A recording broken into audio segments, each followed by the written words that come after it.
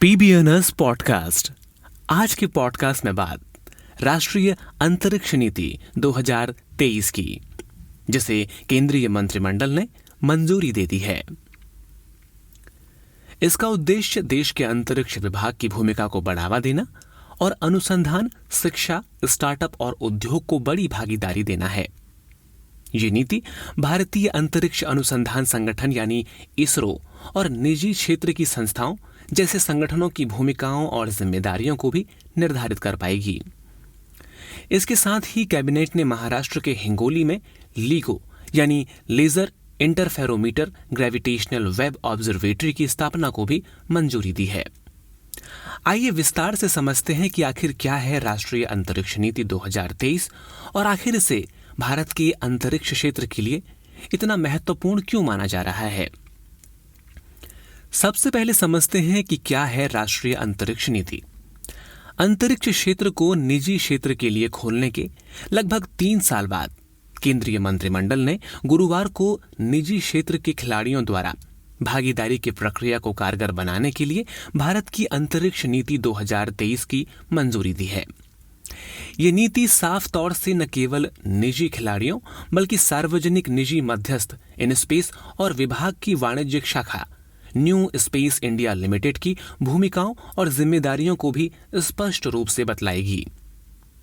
भारत के विज्ञान और प्रौद्योगिकी मंत्रालय के राज्य मंत्री जितेंद्र सिंह ने बताया, संक्षेप में भारतीय अंतरिक्ष नीति स्थापित घटकों की भूमिका में स्पष्टता प्रदान करेगी।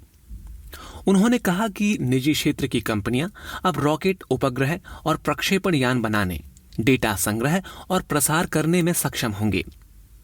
निजी क्षेत्र को एंड टू एंड अंतरिक्ष गतिविधियों तक पहुंच प्राप्त होगी। अंतरिक्ष विभाग के तहत सार्वजनिक क्षेत्र के उपक्रम NSIL यानी न्यू स्पेस इंडिया लिमिटेड द्वारा अंतरिक्ष क्षेत्र से संबंधित रणनीतिक गतिविधियों को अंजाम दिया जाएगा, जो मांग संचालित मोड में काम करेंगे। इसरो के अध्यक्ष एस सोमनाथ के मुताबिक अंतरिक्ष नीति का फोकस अंतरिक्ष क्षेत्र में निजी कंपनियों की भागीदारी बढ़ाना होगा।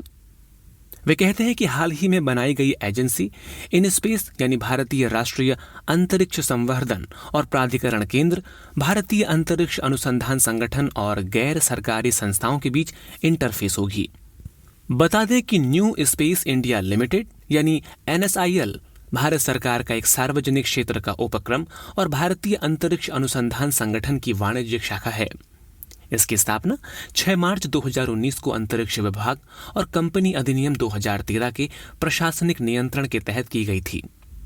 NSIL का मुख्य उद्देश्य भारतीय अंतरिक्ष कार्यक्रमों में निजी क्षेत्र की भागीदारी को बढ़ाना है। दूसरी ओर भारतीय राष्ट्रीय अंतरिक्ष संवर्धन और प्राधिकरण केंद्र यानी इनस्पेस भारत सरकार के अंतरिक्ष विभाग के तहत एकल खिड़की स्वायत्त एजेंसी है।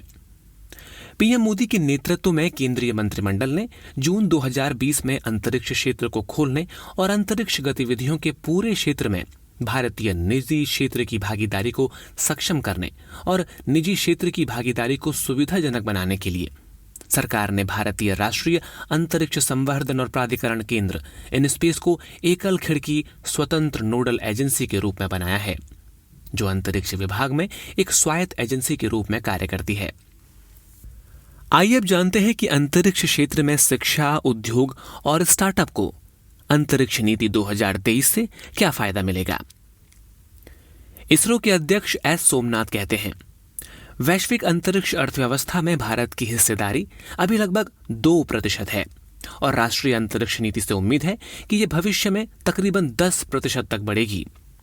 भारत का अंतरिक्ष कार्यक्रम दुनिया में सबसे अच्छी तरह से विकसित कार्यक्रमों में से एक है और एक राज्य के स्वामित्व वाली एजेंसी यानी भारतीय अंतरिक्ष अनुसंधान संगठन इसरो द्वारा संचालित है।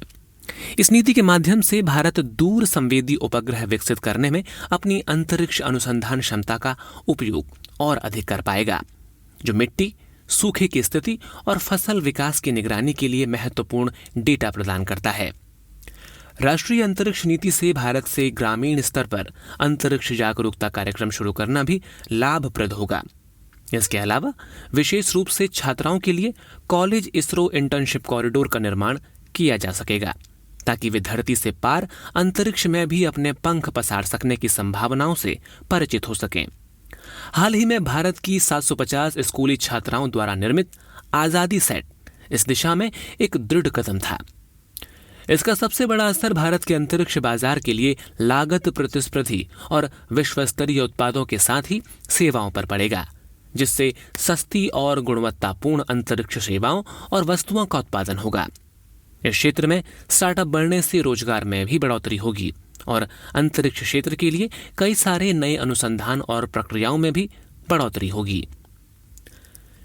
विज्ञान एवं प्रौद्योगिकी राज्य मंत्री जितेंद्र सिंह ने कहा कि प्रधानमंत्री की पहल पर निजी भागीदारी के लिए अंतरिक्ष क्षेत्र को खोले जाने की शुरुआत के 3 वर्ष के भीतर इसरो में स्टार्टअप की संख्या 150 तक पहुंच गई है। 2020 में केंद्रीय मंत्रिमंडल ने एक ऐसे मसौदा कानून को मंजूरी दी जिसने निजी क्षेत्र को रॉकेट और उपग्रह के निर्माण, विकास, लॉन्चिंग सेवाएं प्रदान करने और उपग्रहों के मालिक होने जैसी कई अंतरिक्ष गतिविधियों में भाग लेने या शुरू करने में सक्षम बनाया। क्योंकि अंतरिक्ष क्षेत्र को 2020 में निजी खिलाड़ियों के लिए खोल दिया गया था, इसलिए देश में 200 से अधिक अंतरिक्ष स्टार्टअप सामने आए हैं और उनमें से कई लॉन्च सेवाएं प्रदान करने की दिशा में भी काम कर रहे हैं। निजी कंपनी स्काई रूट एरोस्पेस अपने ठोस ईंधन आधारित single stage Vikram S rocket के साथ पहले ही उपकक्षीय उड़ान का संचालन कर चुकी है। अब राष्ट्रीय अंतरिक्ष नीति से ये उम्मीद की जा सकती है कि बड़े स्तर पर निजी क्षेत्र को भारत के सभी अंतरिक्ष कार्यक्रमों में देखा जाएगा। भारतीय अंतरिक्ष संघ के महानिदेशक लेफ्टिनेंट जनरल A.K. भट्ट कहते हैं, कैबिनेट द्वारा भारतीय अंतरिक्ष नीति 2023 को मंजूरी देना एक ऐतिहासिक क्षण है। यह अंतरिक्ष सुधारों में बेहद आवश्यक स्पष्टता के साथ आगे का मार्ग प्रशस्त करेगा और देश के लिए अंतरिक्ष अर्थव्यवस्था के अवसर को चलाने के लिए निजी उद्योग की भागीदारी को बढ़ाएगा। वे कहते हैं कि हम काफी समय से इसका इंतजार कर रहे थे और आज ये घोषणा सुखद आश्चर्य के रूप में सामने आई है। भारतीय अंतरिक्ष नीति 2023 से ये उम्मीद की जा रही है कि ये इसरो की गतिविधियों को बढ़ावा देगी और इसे एक अधिक प्रभावी और अधिक उत्तेजक तरीके से अपने लक्ष्यों को हासिल करने में सक्षम बनाएगी। ये नीति भारत में एक मजबूत अंतरिक्ष उद्योग के विकास के लिए भी एक ढांचा प्रदान करेगी, जो रोजगार के अवसर पैदा करेगा और देश के आर्थिक विकास में योगदान देगा। केंद्रीय मंत्री जितेंद्र सिंह ने कहा कि अंतरिक्ष नीति निजी क्षेत्र के लिए इसरो सुविधाओं का उपयोग करने की रूपरेखा भी बताती है। वे आगे कहते हैं, निजी क्षेत्र मामूली शुल्क में इसरो की विद्यमान सेवाओं का उपयोग कर सकते हैं। साथ ही ये नई नीति उन्हें इस क्षेत्र के लिए नई बुनियादी ढांचे के निर्माण में निवेश करने के लिए प्रोत्साहित भी करती है। इसरो के प्रमुख सोमनाथ कहते हैं, इसरो अंतरिक्ष क्षेत्र के लिए किसी परिचालन और उत्पादन कार्य को अंजाम नहीं देगा, बल्कि अपनी ऊर्जा को नई तकनीकों, नई प्रणालियों और अनुसंधान और विकास के साथ केंद्रित करेगा। उन्होंने कहा कि इसरो के मिशनों के परिचालन भाग को अंतरिक्ष विभाग के तहत सार्वजनिक क्षेत्र के उपक्रम न्यू स्पेस इंडिया लिमिटेड ही देखेगा। इसके अलावा कैबिनेट ने महाराष्ट्र के हिंगोली में लीगो यानी laser interferometer gravitational wave observatory की स्थापना को भी मंजूरी दी है। ये वेधशाला ब्रह्मांडीय गुरुत्वाकर्षण तरंगों का पता लगाने और उन्हें ट्रैक करने के लिए है। केंद्रीय मंत्री जितेंद्र सिंह ने कहा कि भारत में 2016 में एक समझौता ज्ञापन पर हस्ताक्षर करने से पहले दुनिया में केवल 2 LIGO यानी लीगो वेधशालाएं थी और वे दोनों अमेरिका में थी। उन्होंने जानकारी दी कि यह वेधशाला 2030 तक बनकर पूरी हो जाएगी।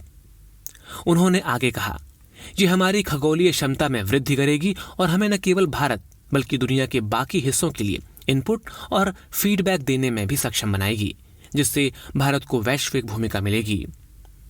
भारतीय अंतरिक्ष नीति 2023 भारत के अंतरिक्ष क्षेत्र में योग्यताओं को बढ़ाने और अंतरिक्ष प्रौद्योगिकी में स्वावलंबन हासिल करने की दिशा में एक महत्वपूर्ण कदम है। इस नीति से निजी क्षेत्र को अंतरिक्ष गतिविधियों में भाग लेने के लिए एक अनुकूल वातावरण प्रदान करेगा। नवाचार और उद्यमिता को बढ़ावा मिलेगा और अंतर्राष्ट्रीय सहयोग, अंतरिक्ष अनुसंधान और खोज को भी विस्तार मिलेगा। ये कहा जा सकता है कि भारत के अंतरिक्ष क्षेत्र को अब एक रॉकेट बूस्टर मिल गया है, जो अपनी पिछली गति से भी और अधिक तेजी से आगे बढ़ेगा। धन्यवाद।